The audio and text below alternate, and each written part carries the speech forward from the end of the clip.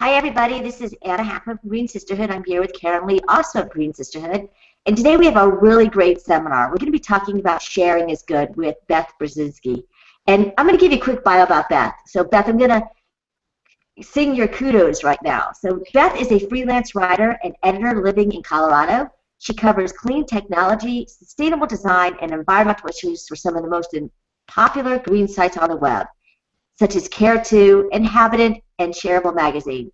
Beth has been named one of the top 75 environmentalists to follow on Twitter by Mashable.com and one of the top 3 green tweeteries by At Home Magazine. I'm not sure I even said that right, Beth. What are you with the top green what?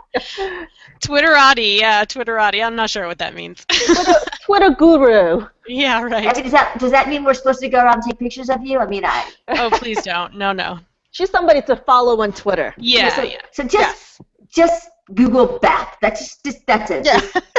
She's someone to follow. So Beth, talk to us about your new book, Sharing is Good. Sure. Well, it deals with collaborative consumption and the growing sharing economy, something that we're seeing kind of manifest itself in really cool ways right now. And collaborative consumption, it's kind of a tongue-twisting term, but I don't want people to be intimidated by it. It just basically means any kind of economic or social system that we can set up so that people can access things rather than own them. So whether it's car sharing schemes or bike sharing programs or things we're just doing at the neighborhood level, it's allowing people to kind of access things and have experiences without the cost and the burden of ownership. So when you were doing this book, you were talking about in the book how there's a lot of fear-based with sharing. So tell us a little bit about what you were finding. Sure. Well, there have been a couple studies done as this has taken off. They want to know, like, why are people doing it? Why are they not doing it? And one thing that's emerged in many of them is just trust. We've spent a lot of time kind of building up these walls between us and people we consider strangers. We want, security is very important to everyone. We want to keep our belongings safe. So this idea of kind of opening up your house or your life or your things to the use of other people is really kind of flows against all of that. So trust has been a big one. Who do I share with? How do I know they're going to take care of the things I share with them? How do I know that if I want to go stay with someone through Airbnb, that's a safe thing for me to do?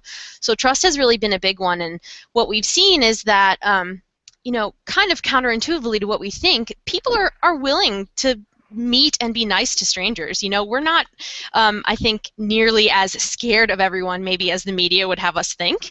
And on the other hand, some of these bigger platforms that have been really successful have gone the extra mile to allow us to use our social media connections and the good reputations we've built up through networks like Facebook and all these other things to really kind of show more of who we are and whether or not we're delivering a positive sharing experience for people. So there are some things that are being done to try to combat that.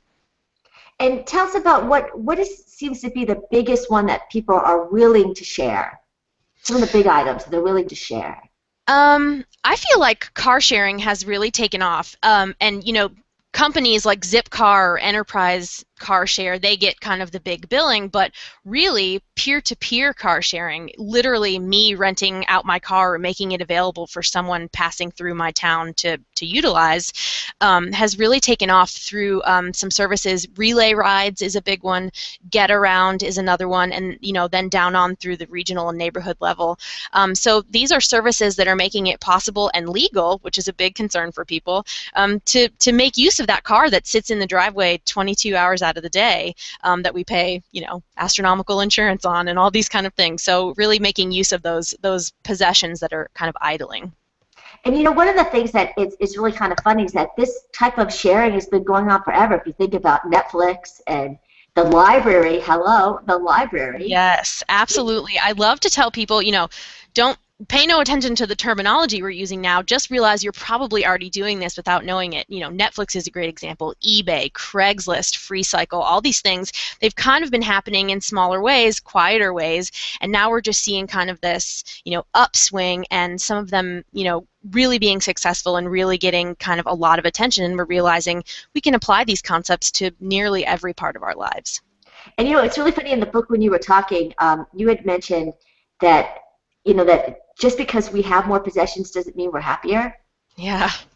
Isn't that the truth? I often say more money, more more money, more problems. The more stuff we kind of acquire and we think we need and we think, is going to make it so that we feel, an elevated status or we feel better about ourselves or whatever, it kind of drags us down. It kind of has the opposite effect. Then we've got to maintain all these things. We've got to find a place to put them. And often we're not even using them. I love to give this example of the power drill, right? Everyone's got a power drill in their basement or their closet or their garage.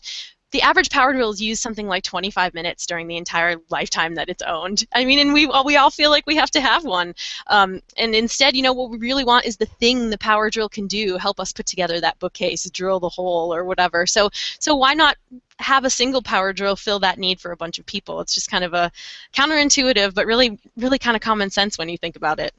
So when people read your book and you talk about this concept, what do people say to you? Oh, yeah, I can share. Or they just kind of put their hands up and say, well, not my tools.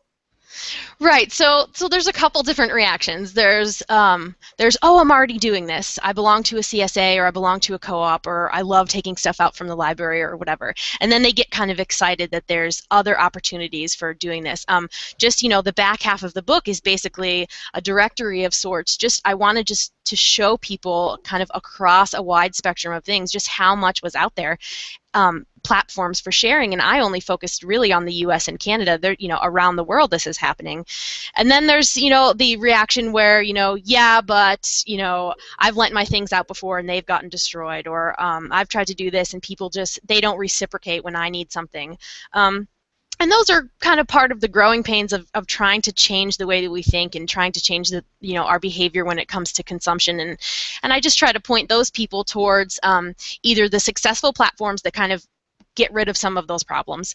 They have policies and insurance and kind of things like that make sure that people behave. Or point them towards, the resources that will help them to kind of plan those things out better in their own community. If you want to have a tool lending library or set up, something where people can come and access the stuff that you've got out of your garage, there are just some easy rules and contracts and templates for doing stuff like that so that everyone involved knows what's expected of them. So which ones are... Go ahead, Karen, go ahead. Beth, what do you think about, economy that is driven by sharing economy? I mean, a lot of people, I'm playing devil's advocate here. Sure. When I say that when you're sharing things that are already in existence, it's good and all for the environment and, producing less waste. But it also does not spur the economy. What's your thought to that? Sure, and that's been a concern that's been raised often, and I think it's a valid one. So two things. One is that in one way we're seeing these managed fleets of goods where we pay to have access or we join to have access to them, like Zipcar or B-Cycle, the very popular bike sharing program. So they are still purchasing. I mean, they still need to have bikes to replace and someone to make the stalls that we store them in and maintain the equipment and all that kind of stuff.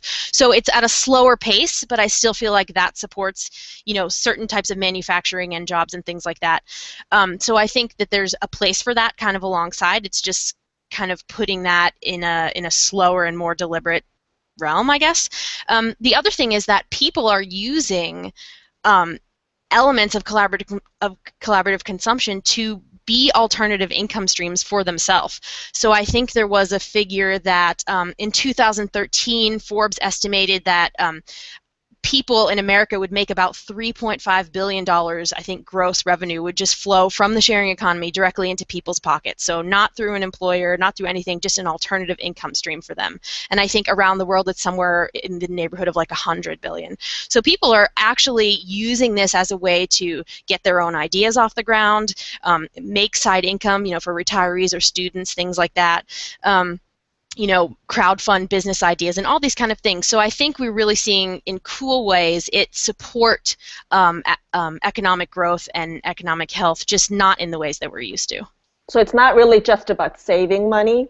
You're saying that it's actually going to create a different industry, a new industry within the sharing economy. Right, yeah, it model. definitely has. So Airbnb is a great example. I mean, people are making hundreds, sometimes thousands of dollars a month by utilizing this space that would maybe otherwise sit empty in their homes. And we're seeing the same thing with goods like cars and bikes and even, in some ways kind of a new twist on consignment. There's a website called ThreadUp that is, kind of for passing on kids' clothes and equipment and stuff like that. And you're not going to make, you're not going to become a millionaire doing that, but you're going to capitalize a little bit on that stuff that you might have just otherwise dropped off at the thrift store. I think they would like to think that they're going to become millionaires instead of probably. owners, right? Those are small. But I have to tell you, as a parent of a college student, I have 2 kids in college, renting college textbooks is just as expensive as buying textbooks. That's true.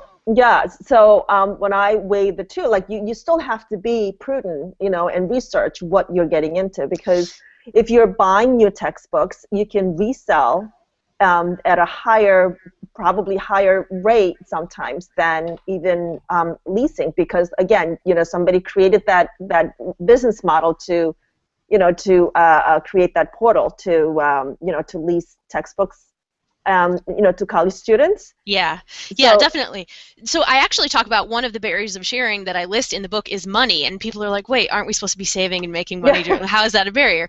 So, and it's true, because sometimes participating in these things does act as an extra expense in our lives. If I want to join a co-working space, and I'm just someone who normally works at home, working at home is free, and co-working space is going to cost me extra money, so it's a little bit counterintuitive, but you have to weigh the other benefits, maybe the intangible things. So if you're someone that cares about the resource consumption of textbooks, something like that, then maybe that's a more reasonable option is to rent them. And then, a little bit about the convenience. If you don't want to be bothered carrying around maybe those books and you want to rent electronic versions, or you want to just make sure that you'll be able to return them.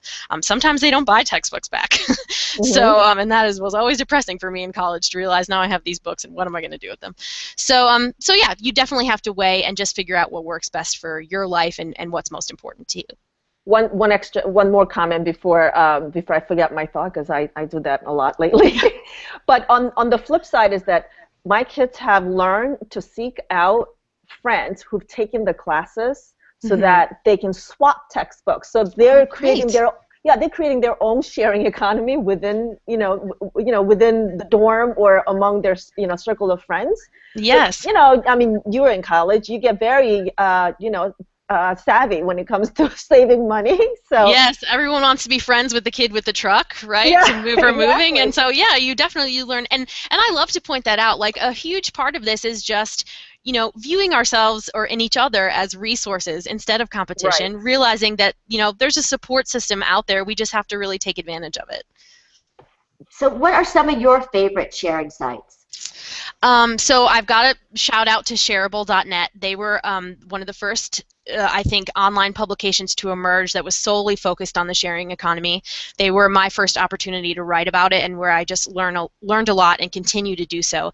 My friend Neil Gorenflow is the publisher of that, and so definitely check out shareable.net.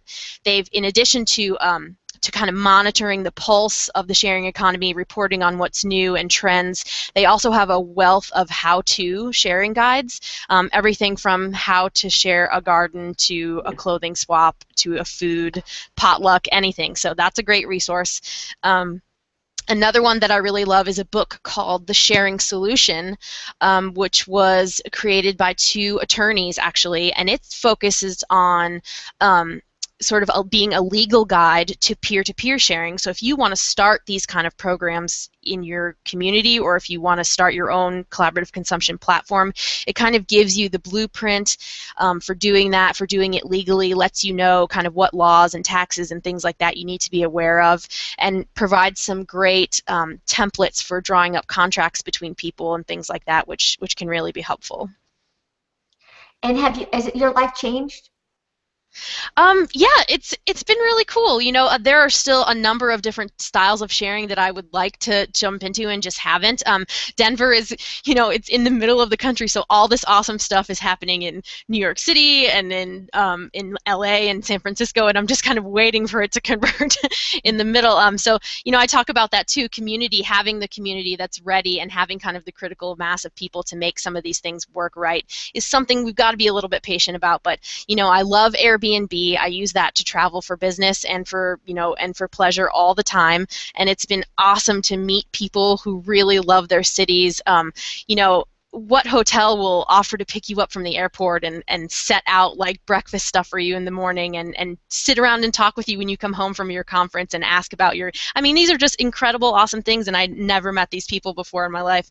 So Airbnb has been awesome, and co-working is the other really big thing that's a part of my life, and it was the thing that I was doing before I realized that I was participating in collaborative consumption. Just kind of working in these intentional communities of independent professionals. You get together and share the same space. You sit elbow to elbow with people doing really cool things that are totally different from what you do, yet you can kind of learn from each other, share with each other. I've been referred work that way and have done the same for other people. So just these really cool, purposeful communities for entrepreneurs. Wow, that's great. That B&B that you talk about. I guess because I'm a parent, the first thing that comes to mind is like, this is terrible. Is how do you make sure that the person that's staying with you is safe? Yeah, and so Airbnb is one of the examples I like to point to of how well they've leveraged sort of these social media lives that we have, that we all spend a lot of time on, and leveraging that into being able to see how well connected a person is, and also a mutual review system on Airbnb. So before you try to make a reservation with someone, you can see how many times have they acted as a host. What did those people think about their experience? How did they rate them on a number of different categories? Did the bedroom or the house look like it was supposed to when you got there? These are all things that you wonder about when you're kind of clicking reserve. And so you can really go on there and see, and then afterwards, both the host and the person who stayed are asked to review each other, and they don't get to see those things until after they're published. So it's really kind of a transparent way of letting people know more about who they're getting involved with, see if you have mutual friends, see if they've been doing this for a while and they're likely to deliver a positive experience, or are they brand new and they're untested.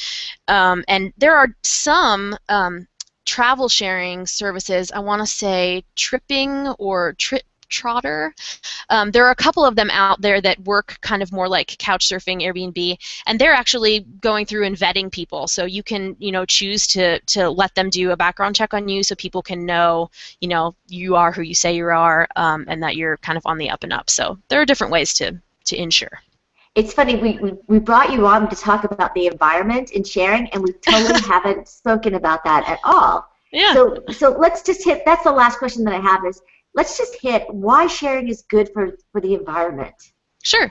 Well, there's this app called Yerdle, and it started out of San Francisco, and their motto is sharing is the new shopping. And so I think that kind of sums it up really nicely. The less you're out there buying new, the less that's going to kind of break down and end up either in the landfill or disposed of some other way. So conserving resources just in that really obvious way, without kind of denying people access to the stuff they want, though, because that's a hard message for some people. Like, the greenest thing is to go without. That, people that they don't like that goes against our self-interest and kind of the idea that we can get enjoyment from some things. So if you can access those things just for the time period you want them, instead of having to own it, that kind of makes people feel better about that. There's also been some really cool initial studies done about the actual effect on emissions and things, especially from car sharing and bike sharing. When those programs are really widely utilized in a community, an impressive percentage of people have been able to give up the only car that they have and just rely on the car sharing service, or downsize from 2 cars to 1. And the impact that's had on greenhouse gas emissions in the area. Even with some people accessing a car for the first time. So you kind of have this give and take where some people are going to drive when they never could before. Some people are going to drive less because they can give up the car or what have you. So even with that give and take, it's netting a reduction in greenhouse gas emissions. And then also, with bike sharing, how that kind of, when people can access bikes like that, how they immediately kind of reduce the scope of the neighborhood that they, if they want to bike to things, then that means probably patronizing businesses and cool things that are going on right in their community. So you're getting the added benefit of less traffic, less congestion, and then people, kind of slowing down, being more pedestrian, being willing to kind of refocus on the things that are right around them in their neighborhoods, which is great for the local economy.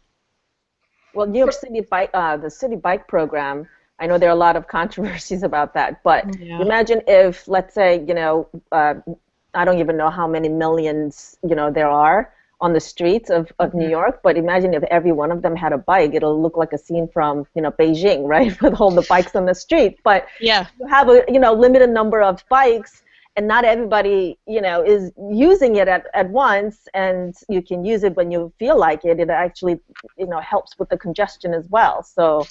Yeah, absolutely. And then you have the happy problem on the other side of making sure you have the infrastructure to handle all these bikes, like they're seeing in Europe in different cities, where bikes are overtaking the number of cars, and now they're like, oh my God, we don't have the infrastructure for these right. bikes. Well, they may have to decrease the car lanes and increase the bike lanes. Yes, right? absolutely.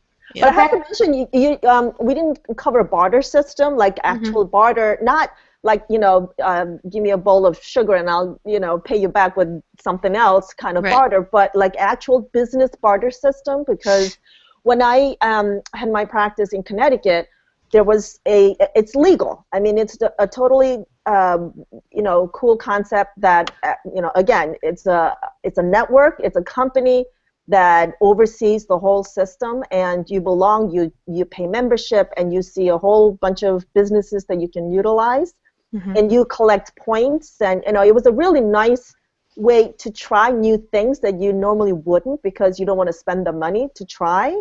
But in New York State, it's illegal. So there is no barter system network that you can belong to. Now, it could be different. Maybe it's legal now, but when I practiced, it was not legal, and I couldn't belong to a network.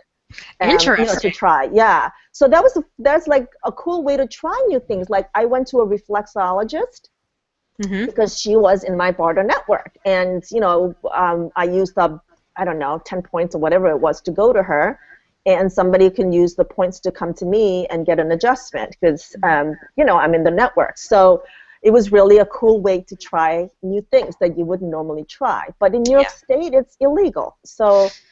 Yeah, isn't that bizarre? Why would you ever make something so simple and old-fashioned as bartering illegal? It just is kind of crazy. New York is just greedy, I think. They want you to pay for it. Yeah, one important thing to note is that the IRS does definitely consider barter income as income, and you need to make sure that you're crossing all your T's and dotting your I's when it comes to taxes for those. I think probably when it comes to bigger and business-level bartering, but yeah, that's definitely something. I wanted to mention, I was looking up here, greenamericaexchange.org is another barter network for businesses, kind of on the online national level, especially I think catering to businesses that do eco-friendly stuff. So that might be one to look at. But yeah, business-to-business barter, along those same lines are these alternative or local currencies that some communities are coming up with, just kind of making their own money, and you can buy it for a discount. So maybe $10 or $15 worth for $9 actual dollars, but they can only be used in the community.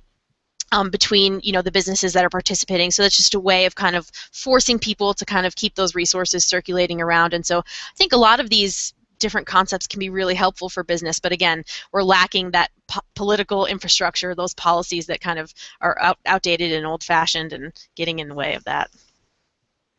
Hopefully that'll change. So Beth, tell us how we can buy your book. You can go to my website, which is sharingisgoodbook.com. There's a link there to buy it directly from the publisher, which I would love for people to do. They were wonderful to me, and New Society Publishers is just a really great progressive publisher that works with a lot of authors on sustainability topics, really progressive economic and political topics. So I'd love for you guys to support them that way. You can buy both the print and the electronic version also on Amazon. So if that's easier for you or more affordable, you can just search for Sharing is Good in books there, and it'll pop right up. We need a book signing event with Yes, you, we Beth. do. Maybe I know. maybe you can sign your book in front of city bike racks, in front of the Plaza Hotel or something. That kind of people say that often, and it kind of blows my mind that anyone would. Well, not particularly in New York, but are you going to sign books anywhere? And I'm thinking, oh, who cares if I sign their book? I'm a first-time author, nobody knows, but certainly I'd love to do that. I got to figure out a way for people who are distant and want to buy it online to maybe do some kind of a you buy one and then I'll mail you one, you give that one away signed or something like that. But wait, aren't you a Twitter Roddy? Twitter Oh, Roddy. yeah, that's right. Apparently, I'm worth following that way, so why not? Yes, I think you have to sign. You're like golden, you know. But your Twitter handle for that Twitter Roddy fame is not sharing his good book, though, right? No. So what is that's Ecospheric blog. And is that your personal blog? Well, it was the way that I first got started with green blogging, and of course now it's gone nearly defunct. The actual Ecospheric blog, but that's just kind of because you became famous now as an author. Somebody decided to start paying me, and that was a way more exciting prospect. But I do update there sometimes. So ecosphericblog.com, that was my home base, and so that's my Twitter handle personally. That's the one that has way more followers. But the sharing book is the book's Twitter handle, so I'm using that now also. Okay, so if anybody wants to have the book signed by famous That's Beth, right. you can tweet her on either of those handles, and she'll tweet back to you. We'll work it out. Yeah. Yeah. Great. Or a bike rack near you. Yes. That's right. Coming soon to a bike sharing rack near you. Right. We'll just have a list of I'll be here, and here the next few events. Well, thank you so much, Beth, for joining us today. Yes, thank you for having me. And next week is our last week of the year. Karen and I are going to be either going to have a guest from Green Sisterhood, or it's just going to be us. We're going to kind of culminate in the year. The holidays are coming up, and we figured it's time to take a little break, and then we'll be back in January. And Beth, it was a pleasure having you on, and everybody will see you next Tuesday at 2 o'clock East Coast time. Go buy Beth's book, everybody. Yeah, she's famous. Thank you. Thank you. Yes, thanks a lot. Okay, bye. Bye.